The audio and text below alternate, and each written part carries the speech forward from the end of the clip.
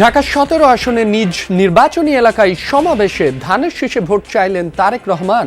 বললেন, জনগণের সমস্যা সমাধানে প্রয়োজন নির্বাচিত সরকার।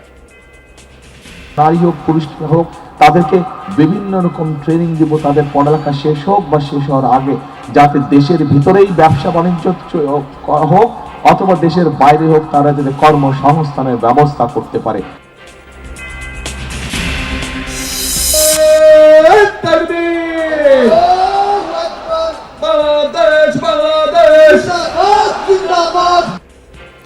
উত্তরের ৪ জেলায় জামায়াত আমিরের নির্বাচনী প্রচার। জোট প্রার্থীদের পক্ষে চাইলেন ভোট, ধোঁকাবাজদের লাল কার্ড দেখানোর আহ্বান। ভাই, আমাদের কাছে কোনো কার্ড নাই, আপনারা সবাই ভাই বোনেরা আমাদের কার্ড। আপনাদের মুখে আমরা একটা ভালোবাসার কার্ড চাই। ময়মনসিংহ সদর আসনে মানুষের মন জয়ে প্রার্থীদের নানা প্রতিশ্রুতি। শিল্পায়ন সহ খুলনার সার্বিক উন্নয়নে যারা ভূমিকা রাখবেন তাদের এগিয়ে রাখছেন ভোটাররা। খুলনার উন্নয়নের দিকে লক্ষ্য রাখবে সেরকম বিবেচনা করে আমরা ভোট দিব। আমরা যাতে দুবেলা দুমুঠো ভালোভাবে ভাত খেতে বাঁচতে পারে এমন প্রার্থী আমরা চাই। ঢাকার অধিকাংশ কেন্দ্রই ঝুঁকিপূর্ণ। বিশৃঙ্খলা এড়াতে সিসিটিভির পাশাপাশি থাকবে পুলিশের বডি অন ক্যামেরা। শঙ্কা তৈরি করছে লুট হওয়া অস্ত্র ও গুজব। লুট হওয়া অস্ত্র, অবৈধ অস্ত্র, মব প্রক্রিয়া কিংবা নির্বাচনী মাঠ অথবা নির্বাচনী পরিবেশ বা নির্বাচনী আসন আরও স্পষ্ট করে বললে যে ভোট কেন্দ্র দখলে রাখার যে মানসিকতা এখানে আমরা অতীতে লক্ষ্য করেছি, তারও কিন্তু পুনরাবৃত্তির সৃষ্টি হতে পারে। পদ্মা সেতু উদ্বোধনের পর চাপ বেড়েছে ঢাকা বরিশাল মহাসড়কে। ২.৫ বছরেও শুরু হয়নি এক্সপ্রেসওয়ের কাজ। এক সপ্তাহে মাদারীপুর অংশে দুর্ঘটনায় নিহত ১০। দুপুরে বিসিবির গুরুত্বপূর্ণ বোর্ড সভা। প্রধান আলোচ্য বিষয় টি-20 বিশ্বকাপে অংশগ্রহণ প্রসঙ্গ।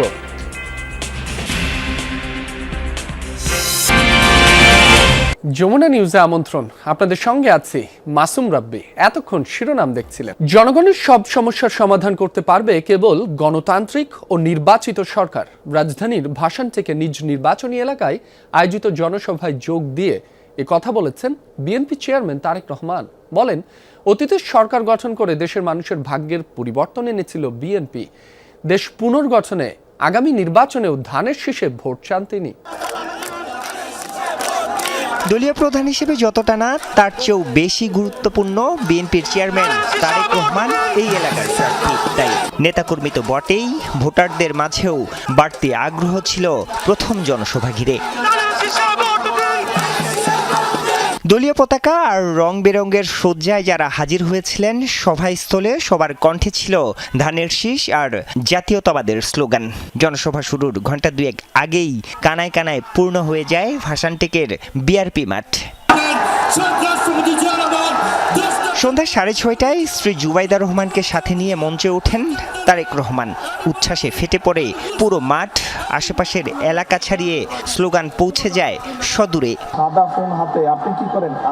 বক্তব্যের শুরুতেই তারেক রহমান মঞ্চে ডেকে নেন একজন নারী গার্মেন্টস কর্মী, একজন ভ্যান চালক এবং একজন শিক্ষার্থীকে। জানতে চান ভাসানটেকের সমস্যা সম্ভাবনার কথা। মূল চাওয়াটা কি আপনাদের? মূল চাওয়াটা হলো আপনাদের সরকার হতে পারে, তাহলে আমাদেরকে একটা পুনর্বাসন করার একটা ব্যবস্থা করে দিতে হবে। এটাই হলো আমাদের চাওয়া, এটা মূল চাওয়া। সমস্যাগুলো সমাধানের প্রতিশ্রুতি দিয়ে ধানের শীষে ভোট চান বিএনপি প্রধান। আমরা যদি অতীতের সবগুলো কাজ বিবেচনা করি, আমরা দেখব একমাত্র ধানের শীষকে যতবার নির্বাচিত করেছে এই দেশের মানুষ, ততবারই এই দেশের উন্নয়ন হয়েছে, দেশের মানুষের ভাগ্যের একটু হলো পরিবর্তন হয়েছে, ভালো পরিবর্তন হয়েছে। কাজে আসুন, আমি ধানের শীষের প্রার্থী হিসাবে আপনাদের কাছে আমি ধানের শীষের পক্ষে ভোট চেয়ে যাচ্ছি। একই সাথে আপনাদেরকে আমি অনুরোধ করছি, যেই পরিকল্পনার কথাগুলো আপনাদের সামনে আমি তুলে ধরলাম, সেই পরিকল্পনাগুলোকে যদি বাস্তবায়ন করতে হয় তাহলে সমগ্র বাংলাদেশের ধানের শীষকে জয়যুক্ত করতে হবে। এবং তারেক রহমান বলেন, শিক্ষা, স্বাস্থ্য খাতে উন্নয়ন, কর্মসংস্থান সৃষ্টি সহ সেক্টর ভিত্তিক নানা পরিকল্পনা গ্রহণ করেছে তার দল। দেশের মানুষ পরিবর্তন চায় উল্লেখ করে সুশাসন প্রতিষ্ঠায় বিএনপিকে ভোট দেওয়ার আহ্বান জানান তিনি। আমরা সিদ্ধান্ত গ্রহণ করেছি, আমরা পরিকল্পনা গ্রহণ করেছি। আমাদের দেশের বহু মানুষ বিদেশে প্রতি বছর কর্মসংস্থানের জন্য যায়, কিন্তু এই মানুষগুলো দক্ষ শ্রমিক হিসেবে চায় না। আমরা চাই বাংলাদেশের লক্ষ লক্ষ যে তরুণ সমাজের সদস্য আছে, নারী হোক পুরুষ হোক, তাদেরকে বিভিন্ন রকম ট্রেনিং দিব, তাদের পড়ালেখা শেষ হোক বা শেষ হওয়ার আগে, যাতে দেশের ভিতরেই ব্যবসা বাণিজ্য হোক অথবা দেশের বাইরে হোক, তারা যাতে কর্মসংস্থানের ব্যবস্থা করতে পারে, যাতে স্বাবলম্বী হয়ে দাঁড়াতে পারে। তারেক রহমান বলেন, সময় এখন দেশ পুনর্গঠনের। বলেন, বিনির্মাণ আর গণতন্ত্র পুনঃপ্রতিষ্ঠার পথে প্রয়োজন জনমানুষের নির্বাচিত সরকার। সারা দেশের সামগ্রিক যে সমস্যাগুলো আছে, মানুষের নিরাপত্তা, মানুষের কর্মসংস্থান, মানুষের শিক্ষা, মানুষের চিকিৎসা, এইগুলোকে যদি আমাদের অ্যাড্রেস করতে হয়, এই সমস্যাগুলোর পর্যায়ক্রমে যদি আমাদের সমাধান করতে হয়, অবশ্যই আগামী দিনে বাংলাদেশের একটি গণতান্ত্রিক এবং মানুষের দ্বারা, সাধারণ মানুষের দ্বারা নির্বাচিত সরকার প্রয়োজন। মানুষের নির্বাচিত সরকারই মানুষের সমস্যার সমাধান করতে সক্ষম হবে। প্রিয় ভাই বোনেরা, ঢাকা 17-র পাশাপাশি বগুড়া 6 আসনের প্রার্থী তারেক রহমান জনসভায় যোগ দেবেন সেই আসনেও। সিলেটের পরে দ্বিতীয় দিনই নিজ নির্বাচনী এলাকায় এলেন তারেক রহমান। উদ্দেশ্য শুধু প্রচারণা নয়, দেশের মানুষের আস্থা অর্জন। বিশাল এই জনসমুদ্রের মুখোমুখি দাঁড়িয়ে তারেক রহমান আবারও দিলেন দেশ গড়ার প্রতিশ্রুতি। এখন দেখার বিষয়, ভোটাররা সেই প্রতিশ্রুতির কতটুক প্রতিদান দেন। আরিফুর রহমান সবুজ, যমুনা নিউজ, ঢাকা। উত্তরাঞ্চলকে কৃষিভিত্তিক শিল্পের রাজধানী করার প্রতিশ্রুতি দিয়ে শুক্রবার ভোটের প্রচার চালান জামায়াত আমির। বলেন, অনেকে কার্ডের প্রতিশ্রুতি দিচ্ছেন, সেই কার্ডে মানুষের ভাগ্য পরিবর্তন হবে কি না সেই সংশয় প্রকাশ করেন তিনি। আসন্ন নির্বাচনে কেউ ভোট ডাকাতি করতে চাইলে তাদের সম্মিলিতভাবে রুখে দেওয়ার আহ্বানও জানান 10 দলীয় ঐক্যের প্রধান।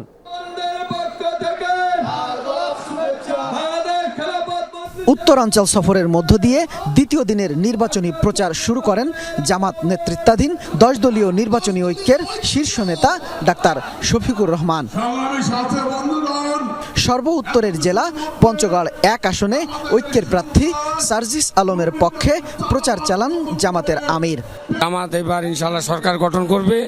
পঞ্চগড় 1 আসনে আমাদের সার্জিস ভাই বিপুল ভোটে সাপলাকলি মার্কায় ভোট পাবে। তিনি আমাদের জুলাই যোদ্ধা এবং কি তিনি সেই 5 আগস্টে প্রথম সারির সার্জিস আলম, অনেকেই তাকে ভোট দেবে ইনশাআল্লাহ। বিপুল ভোটে আমাদের পঞ্চায়েতে এমপি হবে ইনশাআল্লাহ। আমাদের 10 দলীয় ঐক্য জোটের মাধ্যমে সার্জিস ভাইকে এখানে প্রার্থী করা হয়েছে। ইনশাআল্লাহ বিপুল জয় হবে ইনশাআল্লাহ।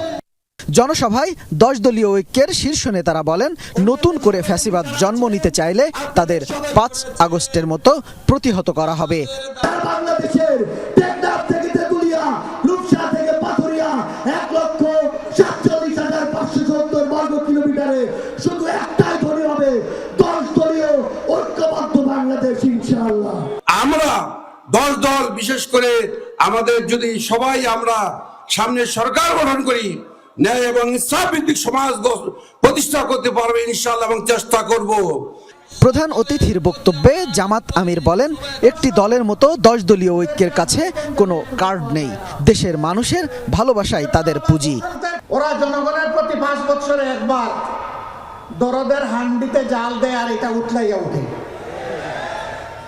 বাকি 4.5 বছর ওদেরকে আর হারিকেন জ্বালাইয়া খুঁজে পাওয়া যায় না।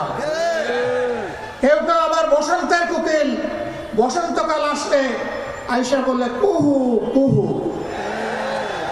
এরপরে এদেরকে আর খুঁজে পাওয়া যায় না। উড়ে আসে জুড়ে বসে মানুষের সাথে, তৃণমূলের সাথে, গরিব দুঃখীদের সাথে এদের কোনো সম্পর্ক নাই।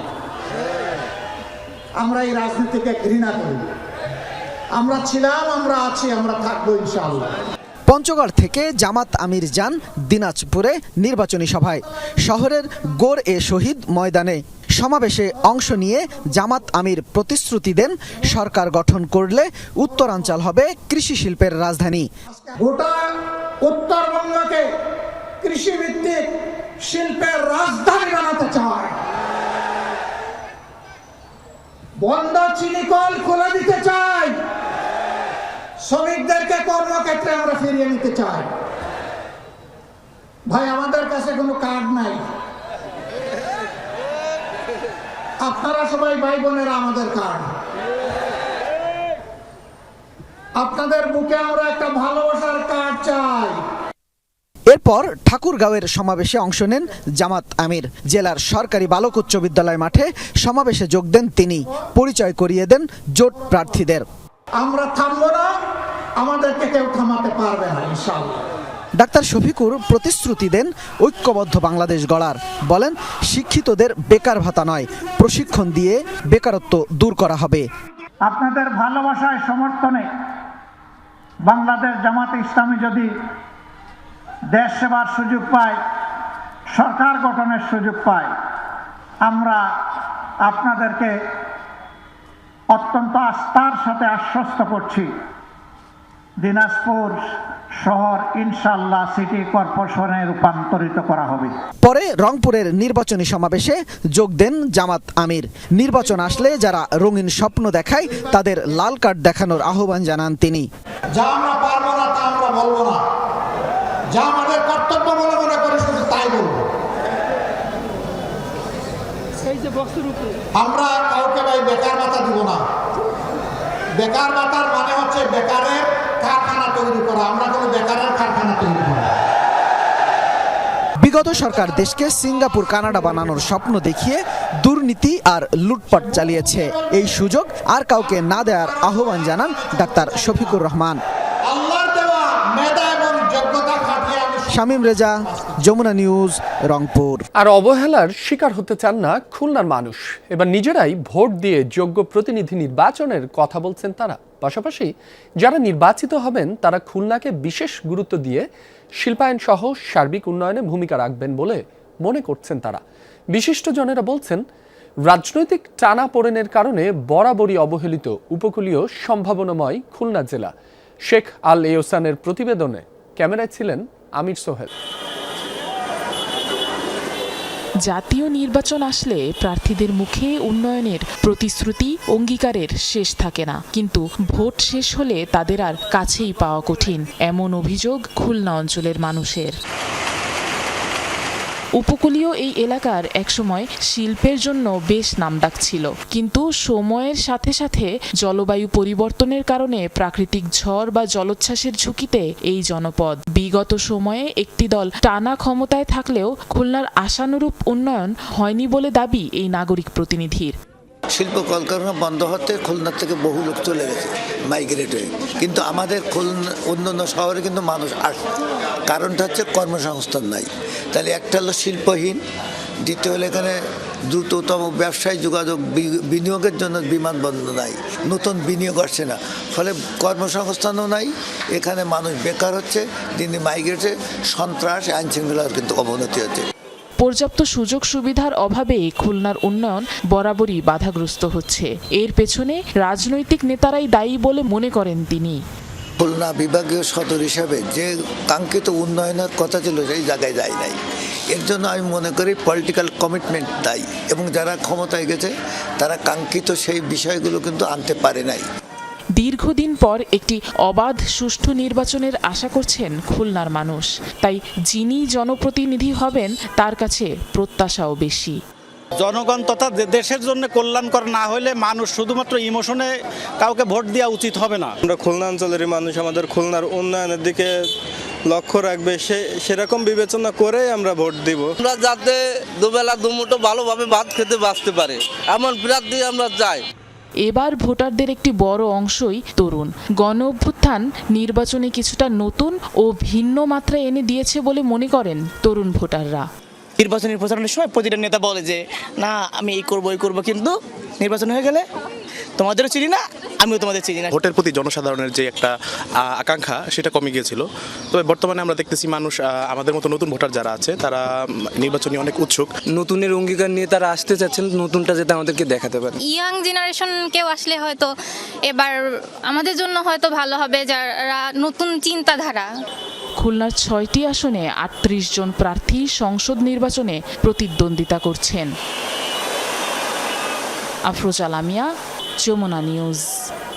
ময়মনসিংহ 4 সদর আসনে সব শ্রেণী পেশার মানুষের সমর্থন পেতে জোর প্রচারণায় নেমেছেন প্রার্থীরা।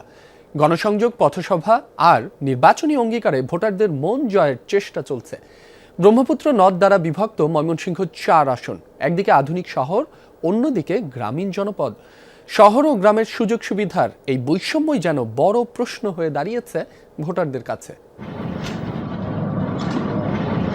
ময়মনসিংহ 4 সদর আসনে জোরে সোরে বইছে নির্বাচনী হাওয়া। একদিকে প্রার্থীরা ভোটারদের কাছে টানতে ব্যস্ত, অন্যদিকে প্রশাসনের পক্ষে ভোটের পক্ষে চালানো হচ্ছে প্রচার। কেমন প্রার্থী চান তরুণ ভোটাররা? প্রথমবার কাকে নির্বাচিত করে সংসদে পাঠাবেন জানালেন তাদের ভাবনার কথা। আমি যেন গর্ব করে বলতে পারি যে না, আমি বাংলাদেশে বসবাস করি, আমার দেশ চুরের দেশ না, যে কিছু লুটপাট করে অন্য একটা দেশে চলে যাবে এরকম যেন না হয়। সঠিকভাবে যেন ভোট দিতে পারি এবং নির্বাচনে কোনো মারামারি, কোনো হানাহানি আমরা চাই না। ব্রহ্মপুত্র নদ ভাগ করেছে এই আসনটিকে, এক পাশে শহর, অন্য পাশে গ্রাম। চর ঈশ্বরদীয়ার এই সড়কটিই বলে দেয় কেমন আছে এখানকার মানুষ। দীর্ঘদিন এই রাস্তা অযত্ন অবহেলায় পড়ে থাকার কারণে গাছের পাতার রং সবুজ থেকে তামাটে হয়ে যাচ্ছে। তাহলে এখানে জীবিকা নির্বাহ করা সাধারণ মানুষের জন্য কতটুকু কষ্টকর তা বোঝাই যায়। সদর আসনের রাস্তাঘাটের এই ভোগান্তি দীর্ঘদিনের। কৃষি নিয়েও আছে সমস্যা, তাই ভোটাররা বলছেন দেখে শুনে প্রার্থী নির্বাচন করবেন তারা। আমরা সরকারের কাছে বাদ চাই না, কোনো কিছু চাই না, আমরা রাস্তাঘাট উন্নত চাই। ফুলাফান্ডে স্কুলে লেখাপড়া করাই এটাই আমরা শান্তি আর কি। আমরা কই যে দেশ উন্নত হোক, আমরা শান্তিতে কাম কাজ করে খাইতে পারি। এই জনপদে 1 লাখেরও বেশি মানুষ আছেন সনাতন ধর্মাবলম্বী। নির্বাচনকে ঘিরে কি ভাবছেন তারা? রাস্তাঘাটে চলাফেরার একটু সমস্যা, আইন শৃঙ্খলার ব্যাপারটা একটু দেখতে হবে। এমন প্রার্থী চাই যারা আমাদের সুখে দুঃখে পাশে থাকবে, আমরা বিপদে তাদের যেন পাই। সকল শ্রেণী পেশার মানুষকে খুশি রাখতে চাচ্ছেন প্রার্থীরা, চালাচ্ছেন প্রচারণা। এখানে যে সমস্যাগুলো আছে সেগুলা চিহ্নিত করে আমাকে যদি আপনারা সহযোগিতা করেন, বিএনপিকে গণমানুষ যদি রাষ্ট্র পরিচালনার দায়িত্ব দেয়, আমরা ক্ষমতায় যেতে চাই না, আমরা রাষ্ট্র পরিচালনার দায়িত্ব নিতে চাই। যুব সমাজরা যারা 3টা নির্বাচন ভোট দিতে পারে না, তাদের প্রতি প্রচুর একটা আগ্রহ আমরা দেখতেছি তাদের সারা। আমাদের নারী ভোটাররাও প্রচুর আগ্রহ নিয়ে এবার ভোট দিবে। তারা পুরাতন বন্দোবস্ত বাদ দিয়ে তারা নতুন বন্দোবস্তের দিকে যাবে। সবকিছু মিলে ময়মনসিংহে যদি কওমি মাদ্রাসা অধ্যুষিত এলাকা, দাওয়াত তবলিগের এলাকা এবং আমার দীর্ঘদিনের পরিচিতির কারণে আমরা শতভাগ আশাবাদী যে ইনশাল্লাহ এই আসনে ইসলামী আন্দোলন বাংলাদেশ হাতপাখা বিপুল ভোটে ইনশাল্লাহ জয়লাভ করবে। সদর আসনে 6,95,306 জন ভোটারের কাছে ভোট চাচ্ছেন 9 জন প্রার্থী। সাম্প্রদায়িক সম্প্রীতির অনন্য মেলবন্ধনের ঐতিহ্য আছে ময়মনসিংহ 4 সদর আসনে। আসছে সময়ে এই আসন থেকে এমন একজন নেতা নির্বাচিত হয়ে আসবেন যারা এই ঐতিহ্যকে অটুট রাখবেন এবং এলাকার উন্নয়নে কাজ করে যাবেন, এমনটাই প্রত্যাশা ভোটারদের। হুসাইন শাহিদ, যমুনা নিউজ, ময়মনসিংহ। ঢাকা মহানগরীর 2131টি ভোট কেন্দ্রের মধ্যে 695টি অতি ঝুঁকিপূর্ণ আর ঝুঁকিপূর্ণ 1133টি। পুলিশ বলছে কেন্দ্রে বিশৃঙ্খলা হলে পুলিশ সদস্যরা বডি ওর্ন ক্যামেরার মাধ্যমে ভিডিও করবেন, সেই ভিডিও দেখে তাৎক্ষণিক ব্যবস্থা নেওয়া হবে। এছাড়া এসব কেন্দ্রে থাকছে সিসি ক্যামেরাও। তারপরও নিজের ভোটটি দিতে পারবেন কিনা এমন শঙ্কা আছে কারো কারো। বিশ্লেষকরা মনে করছেন আইন শৃঙ্খলা পরিস্থিতি নিয়ন্ত্রণে রাখা গেলে সুষ্ঠু নির্বাচন সম্ভব হবে। বিস্তারিত রাব্বি সিদ্দিকীর রিপোর্টে। বিগত 3টি জাতীয় নির্বাচনেই পুলিশ সহ আইন শৃঙ্খলা রক্ষাকারী বাহিনীর ভূমিকা ছিল প্রশ্নবিদ্ধ। সাধারণ মানুষ তাদের ভোটাধিকার প্রয়োগ করতে পারেনি। এবার পুলিশ যাতে কোনো দল বা প্রার্থীর হয়ে কাজ না করে সেজন্য নানা উদ্যোগ নিয়েছে অন্তর্বর্তী সরকার। এরই মধ্যে লটারি করে 64 জেলায় পুলিশ সুপার নিয়োগ দেওয়া হয়েছে। একই পদ্ধতিতে সব থানার ওসি পরিবর্তন করা হয়েছে। নির্বাচনের সময় করণীয় ও বর্জনীয় সম্পর্কে পুলিশের 1.5 লাখ সদস্যকে প্রশিক্ষণ দেওয়া হয়েছে। নিরাপদে নির্বাচন আয়োজন ও সম্পন্ন করার মাধ্যমে পুলিশ সদরের তথ্য অনুযায়ী সারা দেশে 42,761টি ভোট কেন্দ্রের মধ্যে 17,556টি ঝুঁকিপূর্ণ। এর মধ্যে ঢাকায় ঝুঁকিপূর্ণ কেন্দ্রের সংখ্যা সর্বাধিক। অতি ঝুঁকিপূর্ণ কেন্দ্রে 3 জন, ঝুঁকিপূর্ণ কেন্দ্রে 2 জন, সাধারণ কেন্দ্রে 1 জন পুলিশ সদস্য মোতায়েন করা হচ্ছে। পুলিশ বলছে কোনো অনিয়ম বা বিশৃঙ্খলা হলে বডি অন ক্যামেরা ও সিসি ক্যামেরার সহায়তা নিয়ে ব্যবস্থা নেওয়া হবে। তারপরও জনমনে কিছুটা শঙ্কা আছে।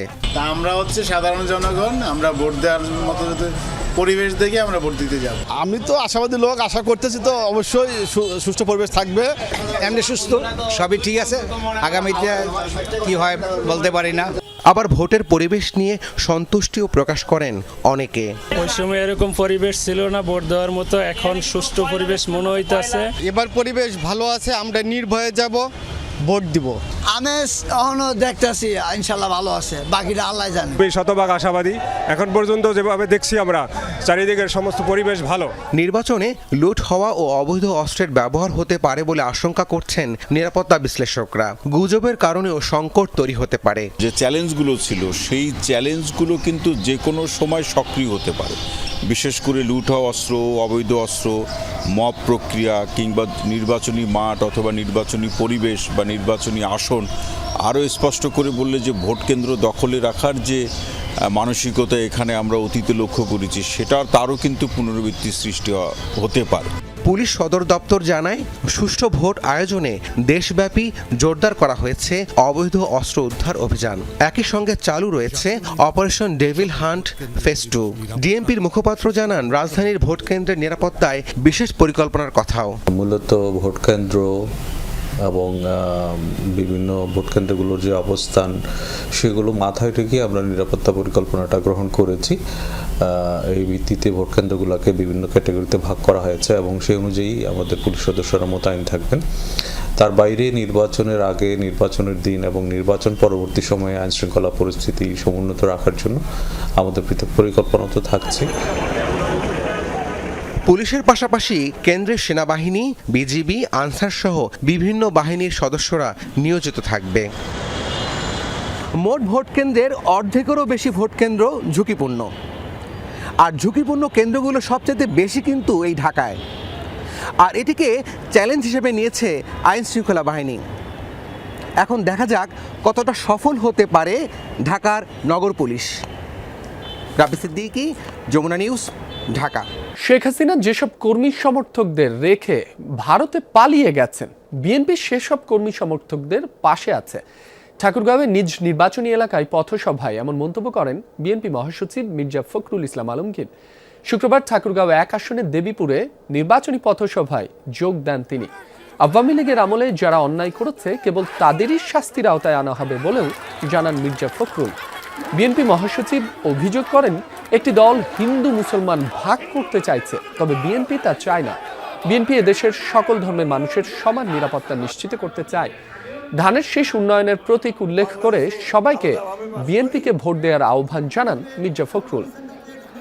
যারা দেশের স্বাধীনতায় বিশ্বাস করে না তারা জনগণকে বিভ্রান্ত করতে চায়, ভোটের মাধ্যমে জবাব দেওয়ার আহ্বান জানান তিনি। বিএনপির সবশেষ জনসভা।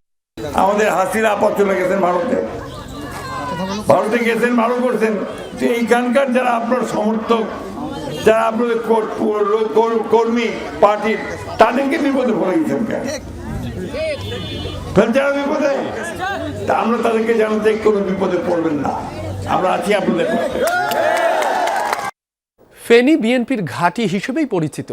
এখান থেকেই 5 বার সংসদ সদস্য নির্বাচিত হয়েছেন বেগম খালেদা জিয়া। প্রায় 2 দশক পর নানাবাড়ির এই জেলার মাটিতে আগামীকাল সফর করবেন তারেক রহমান।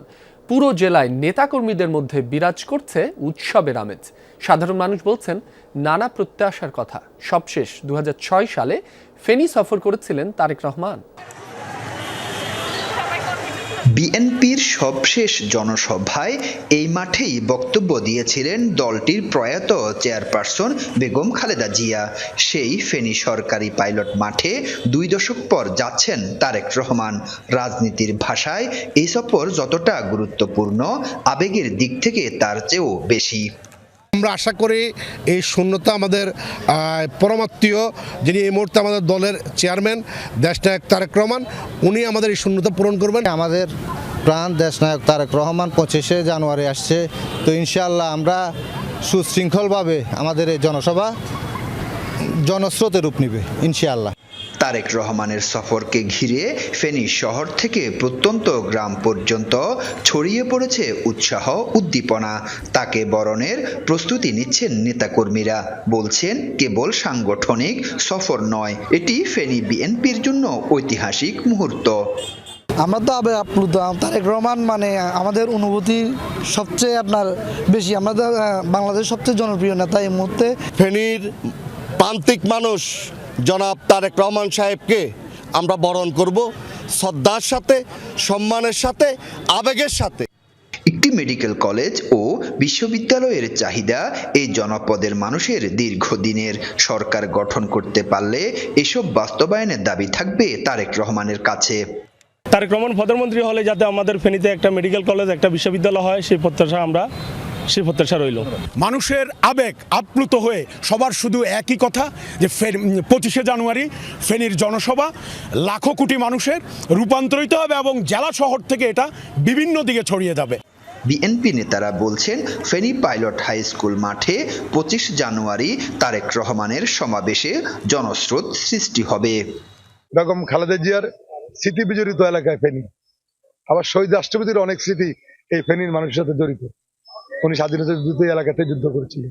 সবকিছু মিলে তারেক রহমান এবং ফেনী সফর আমাদের কাছে অনেক গুরুত্বপূর্ণ। নেতাকর্মীরা বলছেন, আগামীর সমৃদ্ধ ফেনী গড়তে তারেক রহমানের এই সফর বড় ভূমিকা রাখবে। এখানকার নেতাকর্মীরা যেটি প্রত্যাশা করছেন, খালেদা জিয়া যেরকম তাদের আগলে রেখেছেন, তারেক রহমানও সেরকম আগলে রাখবেন। আরিফুর রহমান, যমুনা নিউজ, ফেনী। পদ্মা সেতু উদ্বোধনের পর ঢাকা বরিশাল মহাসড়ক এক্সপ্রেসওয়ে উন্নীত করার কথা থাকলেও 2.5 বছরে হয়নি বাস্তবায়ন। কয়েক গুণ যানবাহনের চাপ বাড়ায় সড়ক দুর্ঘটনা এখন নিয়মিত ঘটনা। মাত্র 1 সপ্তাহের মধ্যে মহাসড়কটির মাদারীপুর অংশে সড়ক দুর্ঘটনায় প্রাণ হারিয়েছেন 10 জন। দাতা সদস্য পেলেই মহাসড়কের উন্নয়ন কাজ শুরু হবে, জানিয়েছে সড়ক ও জনপথ বিভাগ।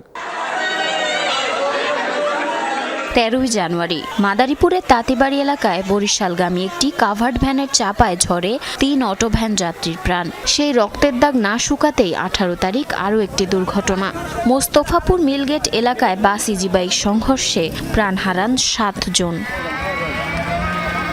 পদ্মা সেতু উদ্বোধনের পর ঢাকা বরিশাল মহাসড়কে যানবাহনের চাপ বেড়েছে কয়েক গুণ। প্রতিদিন এই সড়ক হয়ে চলাচল করে মাদারীপুর, বরিশাল, পটুয়াখালী সহ বিভিন্ন জেলার কয়েক হাজার যানবাহন।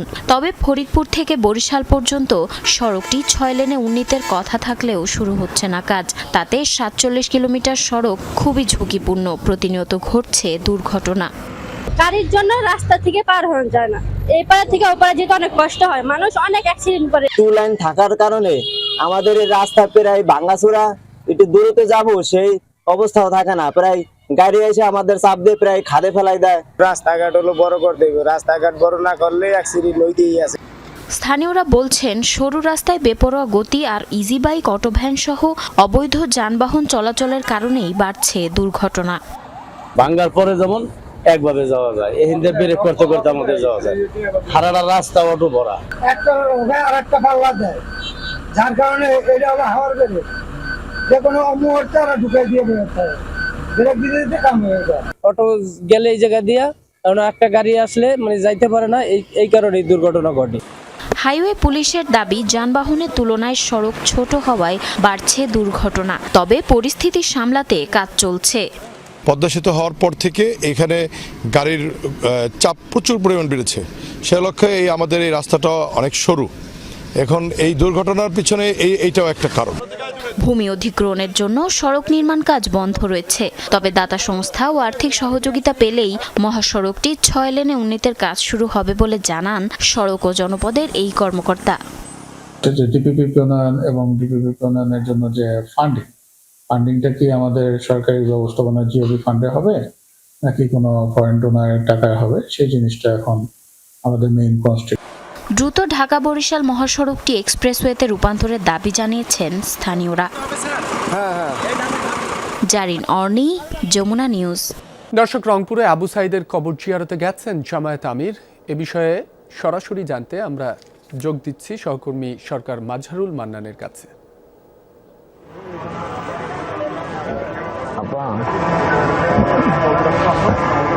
এই যে জামাত আমির ইয়েটা মানে উনি কবর জিয়ারত করতেছে,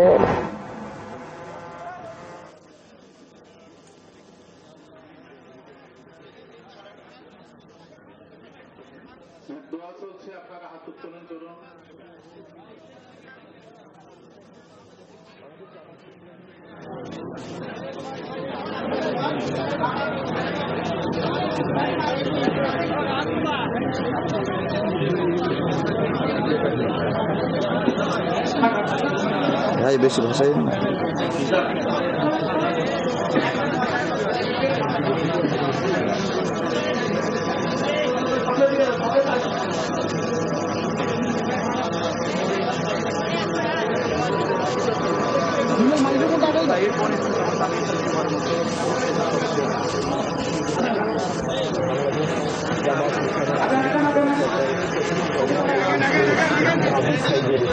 কবর জিয়ারত শেষে তিনি মোনাজাতে অংশ নিয়েছেন। তার সাথে আছেন তার পিতা জনাব মকবুল হোসেন সহ জামাত ইসলামী নেতৃবৃন্দ এবং তার পারিবারিক নেতৃবৃন্দ। আপনারা জানেন জুলাই যে সূচনা হয়েছিল 2014 সালের 16 জুলাই রোকেয়া বিশ্ববিদ্যালয়ের প্রধান ফটকের সামনে শহীদ হয়েছিলেন শহীদ আবু সাইদ পুলিশের গুলিতে।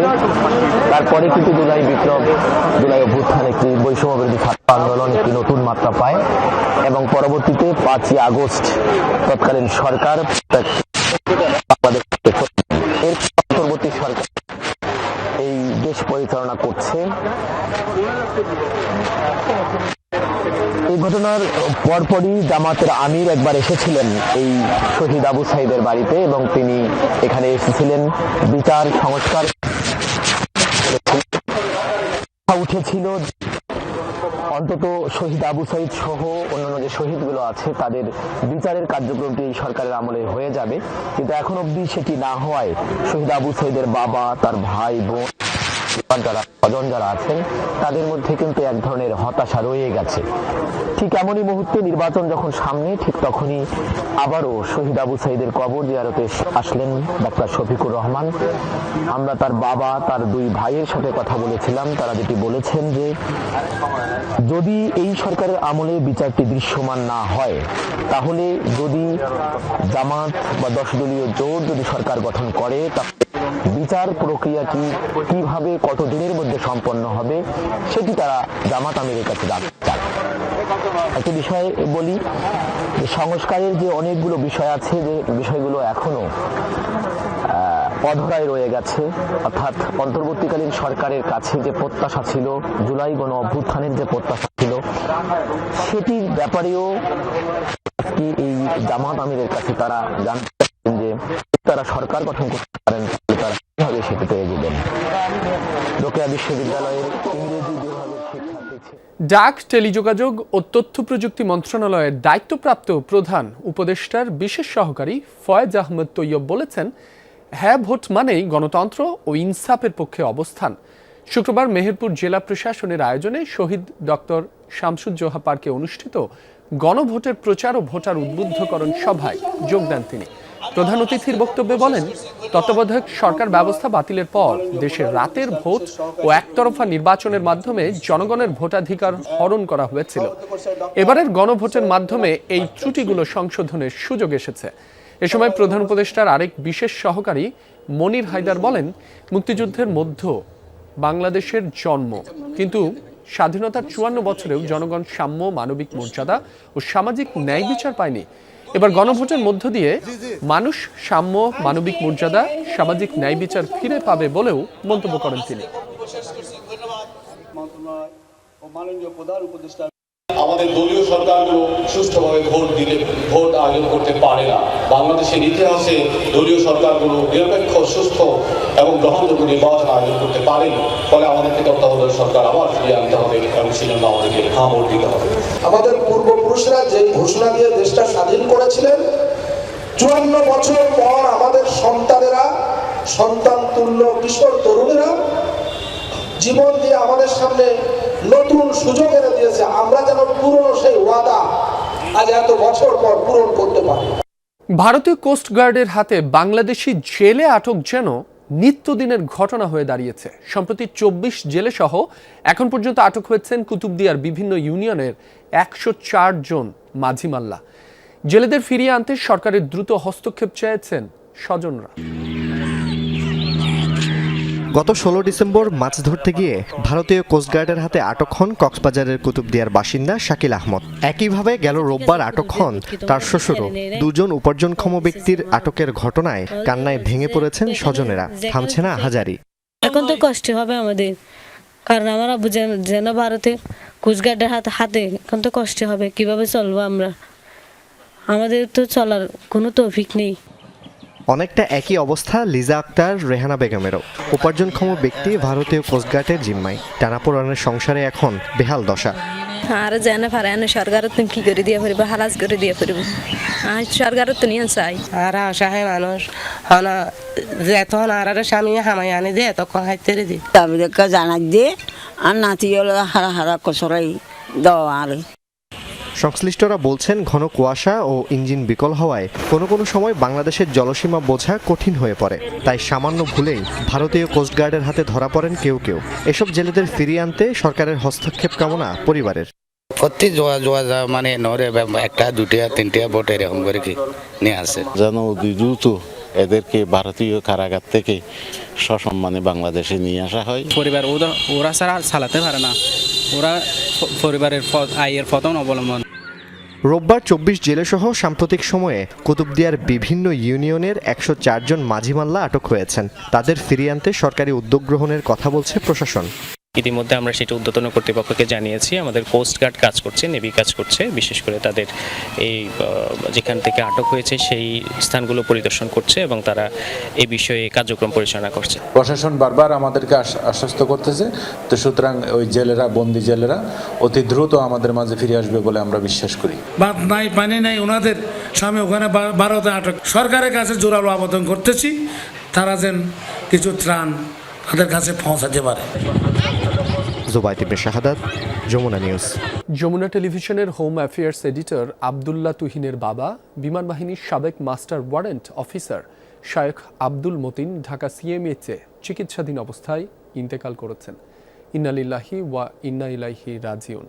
মৃত্যুকালে তার বয়স হয়েছিল 80 বছর। তিনি বেশ কিছুদিন ধরে বার্ধক্যজনিত শারীরিক নানা জটিলতায় ভুগছিলেন। ঢাকা সিএমএইচে চিকিৎসাধীন অবস্থায় শুক্রবার সন্ধ্যা 7:20 শেষ নিঃশ্বাস ত্যাগ করেন তিনি। মৃত্যুকালে তিনি 4 ছেলে 4 মেয়ে সহ অসংখ্য গুণগ্রাহী রেখে গেছেন। মরহুমের জানাজার নামাজ আজ বাদ জোহর সাভারের কলমা 2 বাস স্ট্যান্ডে জামে মসজিদে অনুষ্ঠিত হবে। জানাজা শেষে সেখানকার স্থানীয় কবরস্থানে দাফন করা হবে তাকে। আজ বাংলাদেশ ক্রিকেট বোর্ডের সভা দুপুর 2টায় মিরপুরের হোম অফ ক্রিকেটে অনুষ্ঠিত হবে গুরুত্বপূর্ণ এই বৈঠক। অবশ্য সভার প্রধান আলোচ্য বিষয় টি-20 বিশ্বকাপে অংশগ্রহণ প্রসঙ্গ। আইসিসি ইতিমধ্যেই বিসিবির ভারতের পরিবর্তে শ্রীলঙ্কায় ম্যাচ খেলার প্রস্তাব নাকচ করেছে। আন্তর্জাতিক ক্রিকেটের নিয়ন্ত্রক সংস্থার বেঁধে দেয়া 24 ঘন্টার আলটিমেটামের পর বিসিবি এবং সরকারের পক্ষ থেকে জানিয়ে দেওয়া হয় ভারত সফরে যাবে না বাংলাদেশ। শ্রীলঙ্কায় ম্যাচ খেলতে ইচ্ছুক দল বিসিবি এখন স্বাধীন বিরোধ নিষ্পত্তি কমিটি গঠনের প্রস্তাব দিয়েছে। বিসিবির আজকের সভায় এই আইনি প্রক্রিয়ার অগ্রগতি এবং পরবর্তী পদক্ষেপ নিয়ে আলোচনা হবে। এদিকে ফিক্সিংয়ের অভিযোগ ওঠায় গতকাল পদত্যাগ করেছেন বিসিবি পরিচালক ও অডিট কমিটির চেয়ারম্যান মোখলেসুর রহমান শামীম। আজকের সভায় তার পদত্যাগপত্র গ্রহণ এবং শূন্য পদ পূরণের বিষয়েও কথা হতে পারে। বিয়েবাড়ির আনন্দ মুহূর্তেই পরিণত হলো বিষাদে। পাকিস্তানের খাইবার পাখতুনখোয়ায় বোমা বিস্ফোরণে মৃত্যু হয়েছে কমপক্ষে 5 জনের। শুক্রবার রাতে দেরা ইসমাইল খান শহরে হয়েছে এ ঘটনা। এতে গুরুতর আহত হয়েছে আরও 10 জন, তারা হাসপাতালে চিকিৎসাধীন। দেরা ইসমাইল খান পিস কমিটির প্রধান নূর আলম মেহসুদের বাড়িতে চলছিল বিয়ের আয়োজন। এই সংগঠনে রয়েছে আত্মসমর্পণকৃত তালেবানের সদস্যরা। হামলা দায় স্বীকার করেনি কোনো গোষ্ঠী। সম্প্রতি অঞ্চলটিতে তেহরিকি তালিবান পাকিস্তান টিটিপির তৎপরতা বেড়েছে। পরপর বেশ কয়েকটি হামলার ঘটনায় নাম এসেছে জঙ্গি সংগঠনটির। টিটিপিকে সমর্থন দেয়ায় আফগানিস্তানকে দায়ী করে পাকিস্তান। অভিযোগ অস্বীকার করেছে আফগানিস্তান, দাবি নিরাপত্তা ইস্যু পাকিস্তানের অভ্যন্তরীণ বিষয়। যুক্তরাষ্ট্রের কখনো নেটোর সামরিক সহায়তার প্রয়োজন হয়নি, মার্কিন প্রেসিডেন্ট ডোনাল্ড ট্রাম্পের এমন মন্তব্যকে ঘিরে চলছে তোলপাড়। সামরিক জোটটির সমালোচনা করতে গিয়ে ট্রাম্প বলেন, আফগানিস্তানের নেটো কিছু সেনা পাঠালেও তারা সম্মুখ সমরে ছিল না। মার্কিন প্রেসিডেন্টের এমন মন্তব্যের কঠোর প্রতিবাদ জানিয়েছেন আফগান যুদ্ধে অংশ নেয়া নেটোর সেনা কর্মকর্তারা। 2001 সালে আফগানিস্তানে সামরিক অভিযান শুরু করে যুক্তরাষ্ট্র, সাথে ছিল ব্রিটেন। এর পাশাপাশি যুদ্ধে যোগ দেয় সামরিক জোট ন্যাটো। সম্প্রতি ন্যাটো জোটের সমালোচনা করতে গিয়ে আফগান যুদ্ধের প্রসঙ্গ টেনে আনেন মার্কিন প্রেসিডেন্ট ট্রাম্প। তিনি ক্ষোভ জানিয়ে বলেন, সামরিক জোটটি কিছু সেনা পাঠালেও তা লড়াইয়ের ময়দানে খুব বেশি প্রভাব ফেলেনি। আমাদের কখনো ন্যাটো জোটের সহায়তার প্রয়োজন হয়নি। বাস্তবে তাদের কাছে কিছু চাইওনি আমরা। তারা বড়জোর বলবে যে আফগানিস্তানে কিছু সেনা পাঠিয়েছিল। হ্যাঁ, এটা সত্য যে তারা এটা করেছে, কিন্তু সম্মুখ সারিতে লড়াই করেছে আমাদের সেনারা, ন্যাটোর সেনারা তা করেনি। মার্কিন প্রেসিডেন্টের এমন মন্তব্যের পর স্বভাবতই তীব্র প্রতিক্রিয়া এসেছে ন্যাটোভুক্ত দেশগুলোর পক্ষ থেকে। যুক্তরাষ্ট্রের স্বার্থের জন্য আফগান যুদ্ধে সামরিক জোট এবং এর সদস্যরা জড়িয়েছিল, তাই এখন তা অস্বীকার করার কোনো সুযোগ নেই বলে ক্ষোভ জানান সংশ্লিষ্টরা। এই জোটের জন্য আমরা রক্ত দিয়েছি, আমরা সত্যি নিজেদের জীবন উৎসর্গ করেছি। পোল্যান্ডের সেনারা নিজেদের আত্মসম্মান এবং মর্যাদা নিয়ে লড়াই করেছে, কিন্তু এখন আফগান যুদ্ধ নিয়ে মিথ্যাচার করছেন তিনি। তার এমন মিথ্যাচার আমরা বহু শুনেছি। ট্রাম্পকে এজন্য ক্ষমা চাইতে হবে। আফগান যুদ্ধ নিয়ে ওয়াশিংটনের এমন অবস্থানের কারণে শুধু ক্ষোভই নয়, যুক্তরাষ্ট্রের দেয়া বিভিন্ন সম্মাননা প্রত্যাখ্যান করছেন লড়াই করা ন্যাটো সেনারা। আমি যুক্তরাষ্ট্রের মেডেল পেয়েছিলাম। আমি এতে খুব গর্বিত ছিলাম। এটি এমন একটি পদক যা ভালো কাজের স্বীকৃতি স্বরূপ দেয়া হয়, কিন্তু যেদিন জেডি ভ্যান্স আমাদের খারাপ মিত্র আখ্যা দিয়েছে, তখনই আমি এটা খুলে ফেলি। আফগানিস্তানে অভিযান চলাকালে বিভিন্ন সময়ে ন্যাটোর প্রায় 1,30,000 সেনা সদস্য অংশ নেয়। মীর মুশফিকা হাসান, যমুনা নিউজ। এই ছিল যমুনা নিউজে। এতক্ষণ যারা সাথে ছিলেন সবাইকে ধন্যবাদ।